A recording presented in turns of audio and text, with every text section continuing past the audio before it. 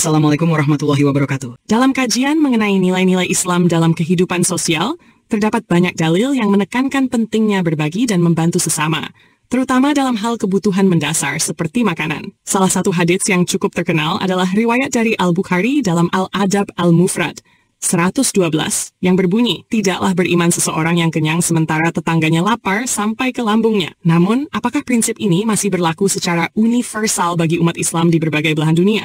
Sebuah sosial eksperimen yang dilakukan oleh Pak Ali, seorang muslim dari Sudan, memberikan gambaran yang menarik terkait hal ini. Eksperimen di Eropa, sikap muslim Arab terhadap sesama. Dalam sosial eksperimen pertama, Pak Ali, seorang muslim berkulit hitam, mencoba menguji kedermawanan umat Islam di Eropa, khususnya dari kalangan Arab. Eksperimen ini dilakukan di mana ia meminta makanan kepada orang-orang Arab yang ia temui, bukan uang, dengan alasan bahwa ia belum makan seharian. Secara teori, seorang muslim yang memahami nilai-nilai Islam seharusnya terdorong untuk membantu. Terlebih mereka yang sedang ditanyai Pak Ali tersebut, banyak justru sedang duduk-duduk di restoran, sedang makan, dan lainnya. Mereka tidak ingin berbagi, walaupun kita anggap mereka tidak punya uang atau punya uang yang pas-pasan. Kalau saya pribadi, pasti saya ajak bagi saja makanan yang sedang saya makan. Saya pribadi, bahkan jika saya sedang berjalan atau tidak sedang di restoran, dan bahkan tidak punya uang untuk membelikan Pak Ali makanan, paling saya bisa tawarkan bagaimana kalau kita makan di rumah saja, karena saya tidak punya uang. Namun, hasil yang diperoleh cukup mengejutkan. Dari sekian banyak orang yang ditemui, hanya sedikit yang bersedia membelikan makanan untuknya. Mayoritas bersikap acuh tak acuh, tidak menunjukkan kepedulian, meskipun mereka sendiri adalah muslim. Ini menjadi ironi tersendiri, mengingat bahwa Islam sangat menekankan kepedulian terhadap sesama, terlebih lagi kepada orang yang sedang kelaparan. Menariknya, satu-satunya orang yang dengan sukarela membelikan makanan adalah seorang pengungsi dari Palestina. Ini menunjukkan bahwa nilai-nilai Islam dalam hal kepedulian sosial masih sangat kuat dalam komunitas yang mengalami kesulitan hidup, meskipun secara ekonomi mereka sendiri juga berada dalam kondisi yang sulit. Eksperimen di Somalia, solidaritas dalam kemiskinan. Eksperimen serupa dilakukan di Somalia, sebuah negara yang mayoritas penduduknya adalah Muslim dan mengalami kesulitan ekonomi yang cukup serius. Hasilnya justru sangat berbeda.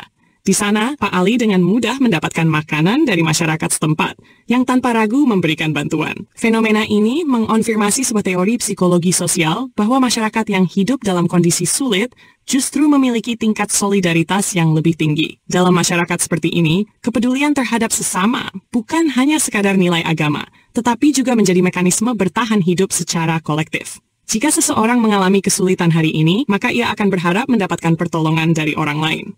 Oleh karena itu, memberi dan berbagi makanan menjadi budaya yang melekat.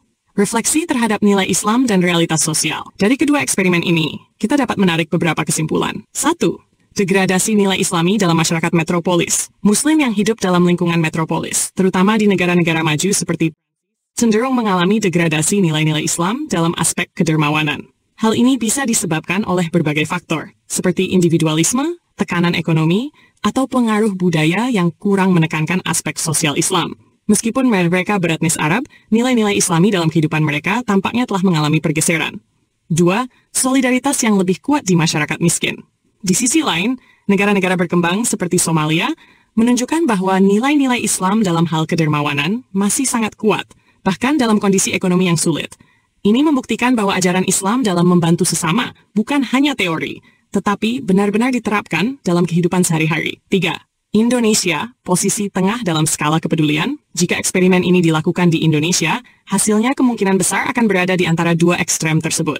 Indonesia adalah negara dengan mayoritas Muslim yang masih cukup memegang nilai-nilai Islami, meskipun pengaruh budaya global mulai merubah pola pikir masyarakatnya. Dari pengamatan pribadi, meskipun tidak memiliki data empiris, masih banyak masyarakat Indonesia yang memiliki kepedulian terhadap sesama, terutama dalam hal sekedar makanan. Saya cukup yakin dengan perhitungan ini, karena saya sering makan atau sekedar ngopi dengan gorengan di luar, di warung-warung di Indonesia. Mereka cukup mudah menawarkan satu kebaikan dengan menawarkan makanan kepada orang di sebelahnya. Tawar-menawar ini sulit sekali ditemukan di restoran mewah misalnya. Menawarkan makanan ini sangat mudah ditemui di warung-warung kelas bawah. 4.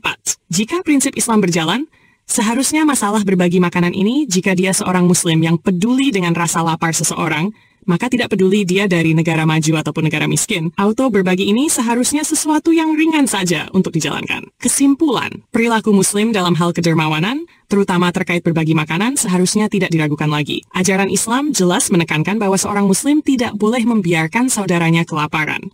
Namun, realitas menunjukkan bahwa nilai-nilai ini bisa mengalami degradasi, terutama di lingkungan urban yang lebih individualistik.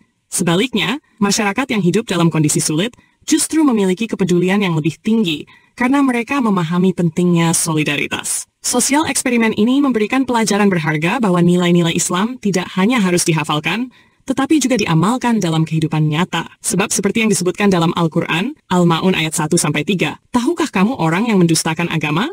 Maka itulah orang yang menghardik anak yatim dan tidak menganjurkan memberi makan orang miskin. Demikian saja dari saya. Semoga apa yang disampaikan dapat membawa manfaat dan menjadi bahan renungan untuk kita semua. Saya mohon maaf atas segala kekurangan atau kekhilafan dalam penyampaian. Wassalamualaikum warahmatullahi wabarakatuh.